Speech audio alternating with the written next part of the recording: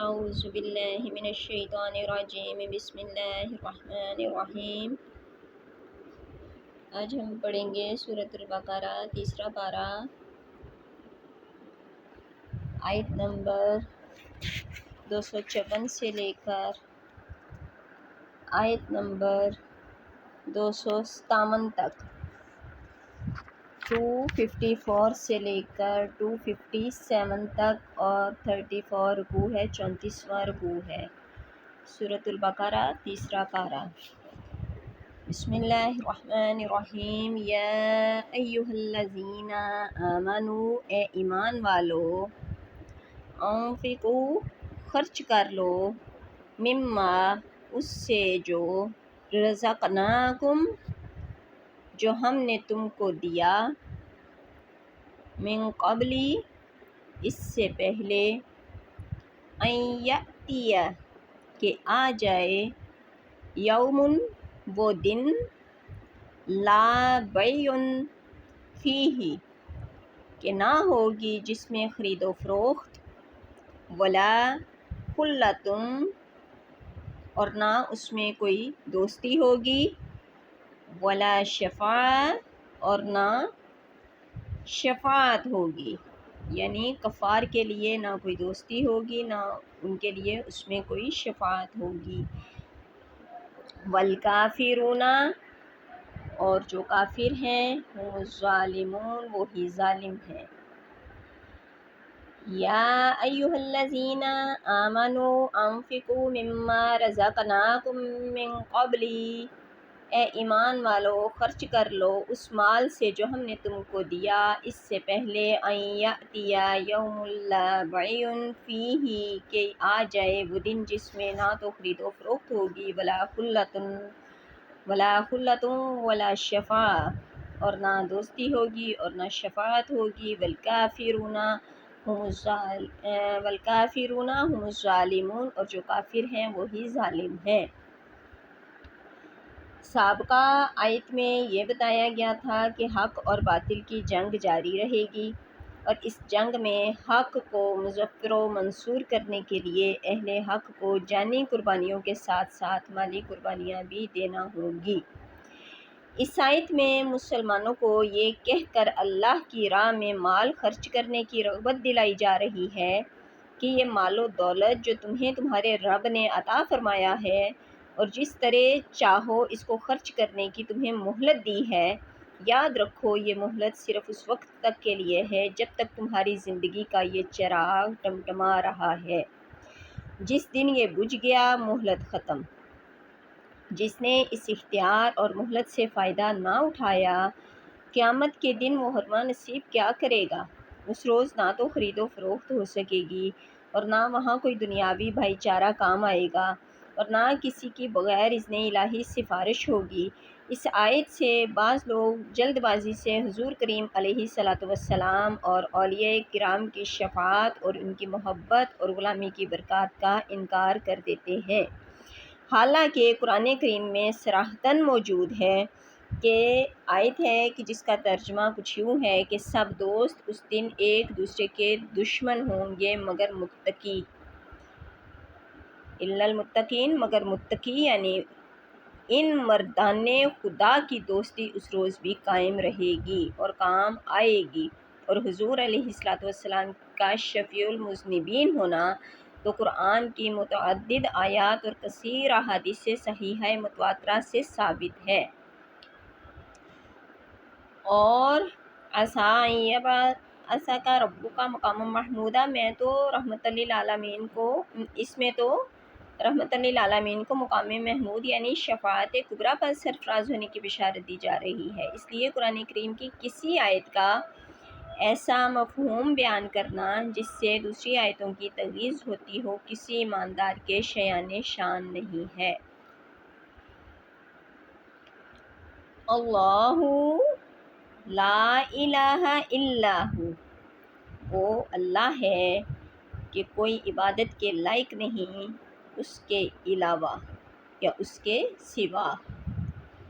یہ آیت الکرسی ہے۔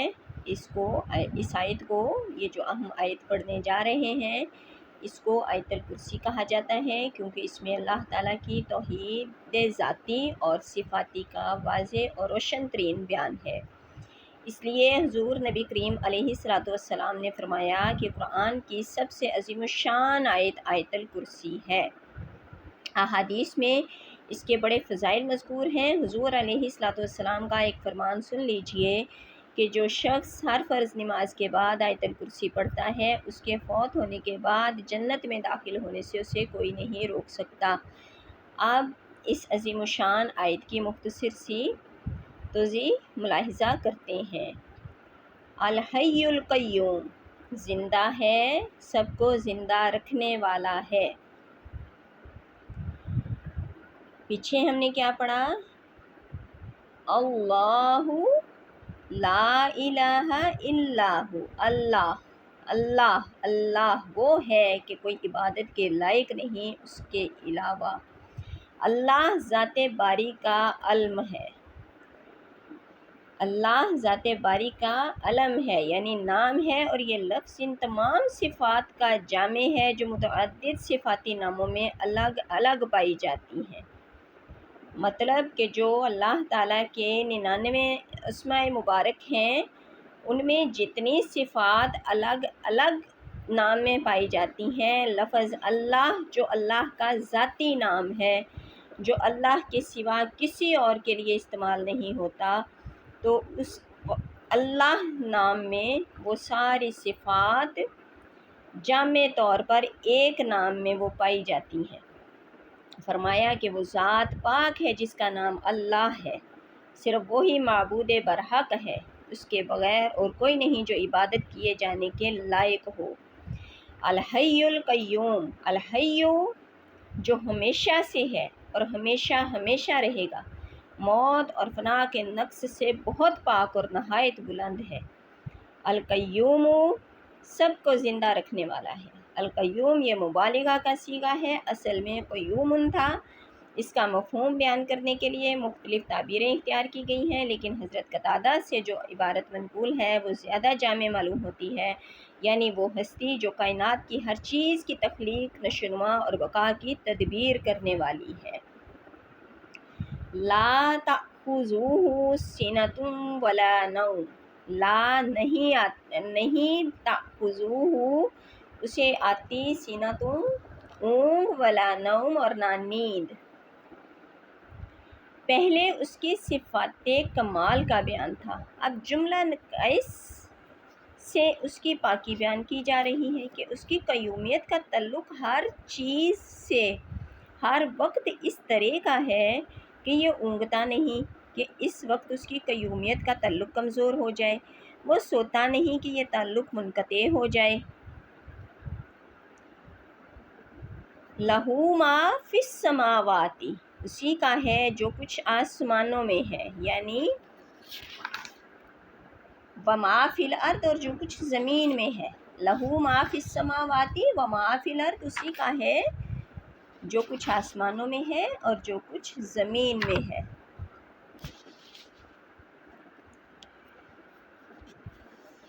یعنی زمین اور آسمان کی ہر چیز نوری ہو یا خاکی، قیمتی ہو یا حقیر، سب کے گلے میں بلا استثناء اس کی بندگی کا طوق آویزاں ہے۔ پھر کون ہے جو اس کی ہمسری کا دعویٰ کرے یا کسی کو اس کا ہمسر خیال کرے؟ وہی ایک اللہ ہے، باقی سب اس کے بندے، اس کے مملوک اور تابع فرمان ہیں۔ من ذا الذی، کون ہے جو یشفع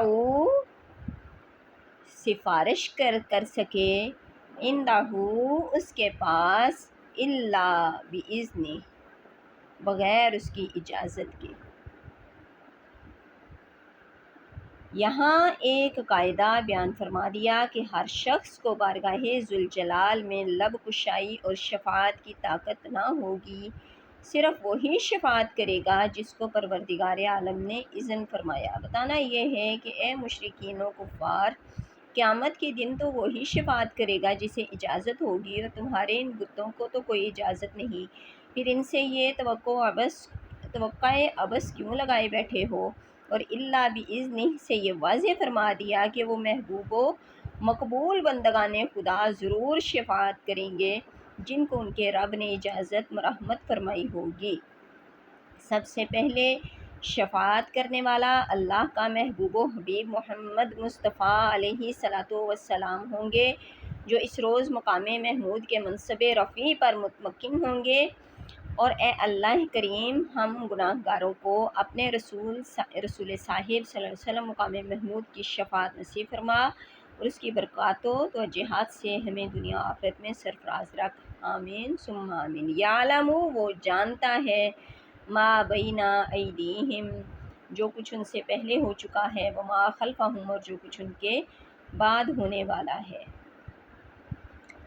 ولا، اور نہیں، یحیطون، وہ گھیر سکتے، بشیء، کسی چیز کو، من علمہ، اس کے علم سے، الا، مگر، بما شاء، مگر جتنا وہ چاہے۔ واسع، سما رکھا ہے، کرسیہ السماوات، اس کی کرسی نے آسمانوں کو، والارض، اور زمین کو۔ ولا، اور نہیں، یعودہ، تھکاتی اسے، حفظہما، ان دونوں کی حفاظت، یعنی زمین اور آسمان کی حفاظت۔ وہو العلی العظیم، اور وہی سب سے بلند عظمت والا ہے۔ مفسرین کرام نے الکرسی کی تفسیر میں متعدد اقوال نقل کیے ہیں، اور ان اقوال سے علامہ ابن جریر نے حضرت ابن عباس کا یہ قول پسند کیا ہے۔ حضرت ابن عباس نے فرمایا کہ کرسی سے مراد اس کا علم ہے، اور اسی سے کراستہ بھی ماخوذ ہے کہ جس کے معنی اس دفتر کے ہیں کہ جس میں علم منضبط کیا جاتا ہے، اور عربی میں علماء کو کراسی بھی کہا جاتا ہے۔ حضور کریم علیہ الصلوۃ والسلام سے یہ بھی منقول ہے کہ کرسی کی وسعت و فراخی کے سامنے 7 آسمان یوں معلوم ہوتے ہیں جیسے ایک وسیع صحرا میں ایک مندری پڑی ہو۔ بعض لوگ مخلوقات خداوندی کی وسعت و عظمت کا تصور جب اپنے ذہنوں میں نہیں کر پاتے تو بڑی حیرت میں مبتلا ہو جاتے ہیں، اور اتنی بڑی چیز کے وجود سے ہی انکار کر دیتے ہیں، اور اپنی قابلیت ان آیات کی بعید از کار تعویلات کرنے میں ضائع کر دیتے ہیں۔ لا اکراہ فی الدین، کوئی زبردستی نہیں ہے دین میں۔ قد تبین الرشد من الغی، بے شک خوب واضح ہو گئی ہے ہدایت گمراہی سے۔ فمن یکفر، اور جو کوئی انکار کرے، بالطاغوت، شیطان کا، ویؤمن باللہ، اور ایمان لائے اللہ کے ساتھ، فقد استمسک بالعروۃ الوثقی، تو اس نے پکڑ لیا مضبوط حلقہ۔ لا انفصام، جو ٹوٹنے والا نہیں ہے، لا انفصام لہا، جو ٹوٹنے والا نہیں ہے، واللہ، اور اللہ تعالیٰ، سمیع علیم، سب کچھ سننے والا، جاننے والا ہے۔ اسلام کے دشمنوں نے اسلام پر لوگوں کو زبردستی مسلمان بنانے کا جو الزام لگا رکھا ہے، قرآن نے پہلے ہی اس کا رد کر دیا تھا کہ دین کے معاملہ میں جبر و اکراہ کا تو سوال ہی پیدا نہیں ہو سکتا، کیونکہ دین کی بنیاد ہے ایمان، اور ایمان کا تعلق ہے دل سے، اور دل جبر و اکراہ کے سامنے سر تسلیم خم کرنا جانتا ہی نہیں۔ نیز اسلام بحیثیت دین انسان کی باطنی اور قلبی اصلاح اور درستی کرنا چاہتا ہے۔ اگر کسی کے گلے میں آپ جبراً پھندا ڈال دیں تو کیا اس کی روحانی اصلاح ہو جائے گی؟ اور کیا اسلام کا مقصد حاصل ہو جائے گا؟ اور اگر نہیں، اور یقیناً نہیں، تو پھر ایسے شخص کو مسلمان کرنے میں اسلام کو کیا دلچسپی ہو سکتی ہے؟ یہ تو ہوا اس بہتان کا نظری تجزیہ۔ اب آپ عملی پہلو پر نگاہ ڈالیے کہ 14 صدیاں گزرنے کے بعد بھی آج ہند و پاک کے میدانوں میں، مراکش کے صحراؤں میں، ہمالیہ کی چوٹیوں اور بحر اوقیانوس کے دور افتادہ جزیروں میں، یورپ کے ہنگامہ زا شہروں میں، اور ایشیا کے بیشتر ممالک میں ہر روز 5 دفعہ اذان کی آواز گونج رہی ہے۔ کیا جس دین کو ظلم و ستم کے خوف سے قبول کیا گیا ہو اس سے لوگوں کو عقیدت کا یہ عالم ہوا کرتا ہے؟ بلکہ یہاں تو اسلام کے متوالوں کو ستایا گیا، ان پر ظلم توڑے گئے، انہیں تختہ دار پر سرے راہ لٹکایا گیا، پروپیگنڈے کے طوفان امڑ امڑ کر آئے لیکن اپنا سر پٹک پٹک کر رہ گئے۔ ان اللہ کے بندوں کو جو عقیدت اپنے رب سے تھی، جو عشق اپنے محبوب اور پیارے رسول صلی اللہ علیہ وآلہ وسلم سے تھا، جو شگفتگی اپنے دین اس دین برحق سے تھی، اس میں کمی نہ ہوئی۔ لیکن ایک اور چیز بھی پیش نظر ہے کہ اسلام جس طرح یہ گوارا نہیں کرتا کہ کسی کو جبراً مسلمان بنایا جائے، اسی طرح وہ یہ بھی برداشت نہیں کرتا کہ کوئی اس کے ماننے والوں پر تشدد کرے، انہیں اسلام سے برگشتہ کرے، یا جو خوشی سے اسلام کی برادری میں شریک ہونا چاہتے ہیں ان کو ایسا کرنے سے زبردستی روکا جائے۔ اگر کہیں ایسی صورت پیدا ہو جائے تو اسلام اس وقت اپنے ماننے والوں کو حکم دیتا ہے کہ ایسی حالت میں وہ ظالم قوت کا مقابلہ کریں، اور یہی اسلام کا نظریہ جہاد ہے۔ اسلام کے بعض نکتہ چین جہاد کو اکراہ فی الدین سے تعبیر کرتے ہیں اور اس پر اپنی ناپسندیدگی کا اظہار کرتے ہیں۔ وہ سن لیں کہ اسلام ان کی خوشنودی کا پروانہ حاصل کرنے کے لیے اپنے ماننے والوں کو دشمنان دین و ایمان کے جور و ستم کا تختہ مشق بننے کی اجازت نہیں دے گا۔ وَمَن یکفر بالطاغوت، اور جو کوئی انکار کرے شیطان کا، وَیُؤْمِن بِاللَّہِ، اور ایمان لائے اللہ پر۔ طاغوت طغیان سے ہے جس کا معنی ہے سرکشی، یعنی طاغوت کاہنوں کو بھی کہا جاتا ہے جو غیب دانی کے جھوٹے دعوے کر کے لوگوں کو اپنے دامے فریب میں پھنسایا کرتے ہیں، اور اس کا اطلاق شیطان پر بھی ہوتا ہے، اور وہ شخص بھی طاغوت ہے جو کسی گمراہ مذہب، غلط نظریہ اور مضر عمل کا بانی اور کرتا درتا ہو۔ لیکن قرآن کی اس آیت کو آپ پڑھیے، اس سے آپ کو طاغوت کی اور قسم بھی معلوم ہو جائے گی، یعنی وہ بھی طاغوت ہے کہ جو احکام الہی کے خلاف اپنے وضع کردہ قوانین کے مطابق لوگوں کے درمیان فیصلے کرے۔ طاغوت واحد اور جمع دونوں کے لیے استعمال ہوتا ہے۔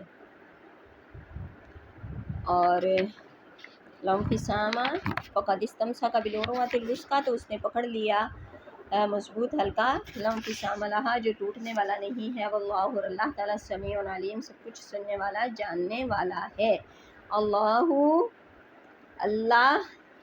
ولی الذین، مددگار ہے ان لوگوں کا، آمنو، جو ایمان لائے، یخرجوہم، وہ نکالتا ہے انہیں، من الظلمات، اندھیروں سے، الی النور، نور کی طرف، یعنی اللہ تعالیٰ ایمان والوں کا مددگار ہے، انہیں وہ اپنی توفیق اور امداد سے ہر قسم کی گمراہی کے اندھیروں سے نکال کر ہدایت کی روشنی میں پہنچاتا ہے، کیونکہ گمراہیاں طرح طرح کی ہیں، اس لیے لفظ جمع ظلمات سے تعبیر کیا، اور ہدایت کیونکہ ایک ہی ہے اس لیے وہاں واحد کا لفظ استعمال فرمایا۔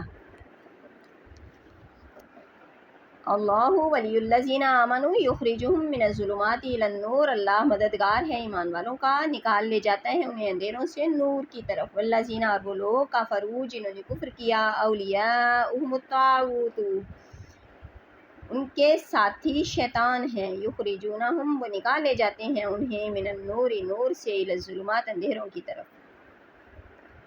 اولئک، یہی وہ لوگ ہیں، اصحاب النار، جو دوزخی ہیں، ہم فیہا خالدون، اور وہ ہمیشہ اس میں رہنے والے ہیں۔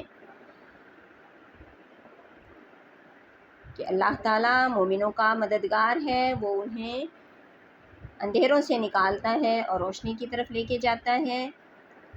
روشنی چونکہ ایک ہی ہے، اندھیرے طرح طرح کے ہیں، ظلمت طرح طرح کی ہے، اس لیے اسے جمع بیان فرمایا گیا، اور یہاں پہ جو نور ہے، نور چونکہ ایک ہی ہے، روشنی ایک ہی ہے، دین حق ایک ہی ہے، اللہ ایک ہی ہے، اس لیے اسے واحد بیان کیا گیا کہ من الظلمات الی النور، اندھیروں سے روشنی کی طرف لے کر جاتا ہے اللہ تعالیٰ۔ اور جو شیطان ہے یا جو شیطان کے ساتھی ہیں، جن لوگوں نے کفر کیا ہے، وہ لے کے جاتے ہیں، نور سے نکال لیتے ہیں، الی الظلمات، انہیں نور سے اندھیروں کی طرف۔ اس سے ایک یہ بھی بات آپ کو بتاتے چلیں کہ جو بھی انسان دنیا میں آتا ہے وہ فطرتاً مسلمان ہوتا ہے۔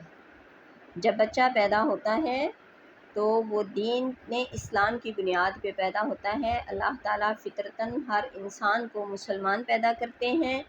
اب آگے اسے اس کے ماں باپ ہیں کہ وہ اسے عیسائی بنا دیں یا اسے یہودی بنا دیں یا اسے کافر بنا دیں، مشرک بنا دیں، یا کوئی قسمت والا مسلمان گھرانے میں پیدا ہو اور وہ اس کے ماں باپ بھی مسلمان ہوں اور وہ اسے مسلمان بنا دیں۔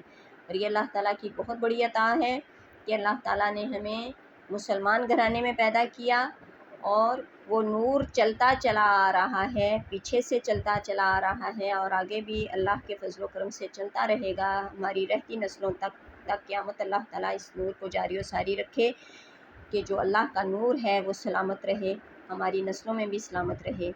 کہ جو یہاں فرمایا نا کہ والذین کفروا اولیاءہم الطاغوت یخرجونہم من النور الی الظلمات، تو یہاں سے ایک مراد یہ بھی ہے، ایک تو یہ ہے کہ جو لوگ نیکیوں میں لگے ہوتے ہیں تو شیطان انہیں ورگلاتا ہے، انہیں برائی کی طرف لے کے جاتا ہے، اور ایک مراد اس سے یہ بھی ہے کہ انسان فطرتاً مسلمان پیدا ہوتا ہے، اور پھر شیطان کے نقش قدم پہ اگر اللہ نہ کرے کہ اس کے گھر والے غیر مسلم ہیں تو وہ بچہ بھی اسی ماحول میں جب پروان چڑھے گا تو وہ بھی وہی چیز بن جاتا ہے۔